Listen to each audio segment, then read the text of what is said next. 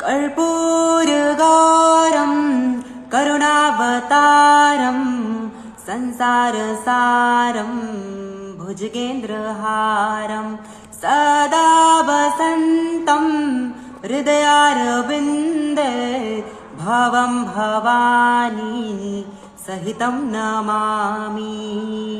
हर हर शम्भो शम्भो शिव महादेव शम्भो शम्भो शिव महादेव। नागेन्द्रहाराय त्रिलोचनाय भस्माङ्गरागाय